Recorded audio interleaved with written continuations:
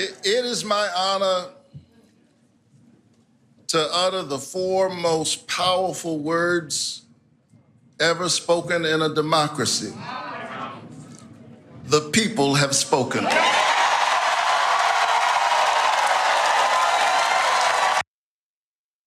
Obviously, Senator Warnock, very glad to have been reelected. Probably now in hindsight, very happy to have had Herschel Walker as his opponent.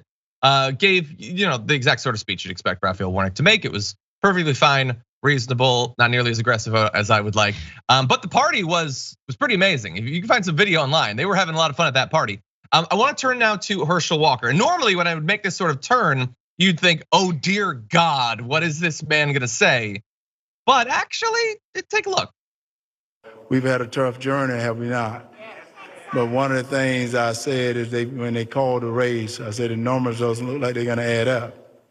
But one of the things I want to tell all of you is you never stop dreaming. I don't want any of you to stop dreaming. I don't want any of you to stop believing in America. I want you to believe in America and continue to believe in the Constitution and believe in our elected officials most of all. Continue to pray for them because all the prayers you've given me, I felt those prayers. I want to thank all my team as well, Team Herschel, because they put up with a lot. I want to thank Team Herschel. Thank all my donors as well, because you guys, without you, I couldn't have done what I've done. So I want to thank all of you as well, because there's no excuses in life. And I'm not going to make any excuses now because we put up one heck of a fight. Who the hell was that? And what did he do with Herschel Walker? Where was the talk of the ghouls and the goblins and the ghosties and how awesome they are? That was reasonable, lucid. He took ownership of the failure. He didn't claim that he'd been robbed. He invoked his religion, but in like a perfectly reasonable, normal way. He told people to have faith in the system despite the fact that it rejected him. That was the best speech he gave. Unfortunately, it was after he'd already lost. If he had just given those sorts of speeches, he might have been announcing his victory. What do you think? Isn't that odd? Isn't it weird how that works? This is the thing, and I mentioned this earlier at the beginning of my show. I think he spoke as himself for the first time publicly since this campaign started. Well, of course, he spoke before publicly. But the thing is when people run for office, especially this level, the National Party promotes you to be a senator, bro. That's a huge deal. There's so much coaching. We saw him squeezed between Lindsey Graham and Ted Cruz and all these events. We saw I think Senator Scott was at an event also trying to promote him. So many people were speaking for him, around him, to him, in his ear, say this. Hey, try to be relatable, Herschel.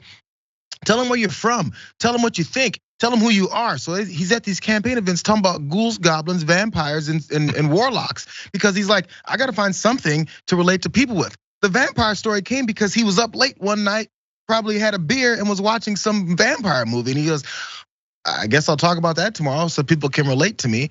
He's supposed to just be who he is. And in my opinion, that still wouldn't have worked because who he is, there's a lot of negative things there, especially in his past and who he's been and who he continues to be. But he has these moments when he can say what's really on his mind and how he feels. I think some of those points that you said were so salient were low-key shots back at Donald Trump.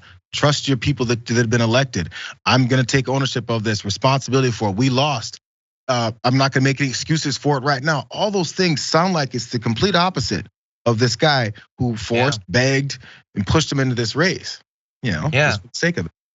Yeah, it was amazing. Like he kind of seemed like he had a thing in his voice. Like it sounded like he was almost tearing up. Like again, I don't know if this is who he really is. Like you're positive. I don't know if this is one of the personalities. Yeah, I don't know. I don't know, but I liked it.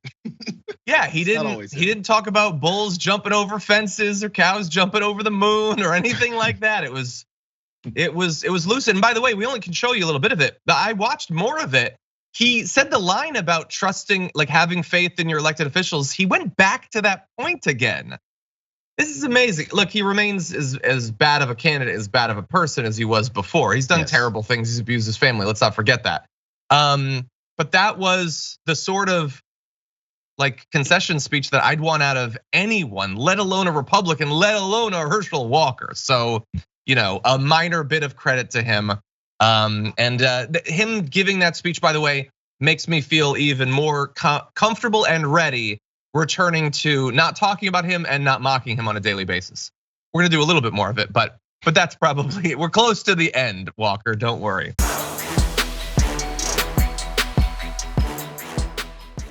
Check out the Damage Report podcast each day, wherever you get your podcasts, whether Pocket Casts or Stitcher or iTunes. You can join me as I give you the news and stories you want, with a range of co-hosts and interview guests jumping in on the fun each day. Again, that's the Damage Report, wherever you get your podcasts. And if you get them at iTunes, don't forget to rate and review. Sometimes I'll read them live on the show.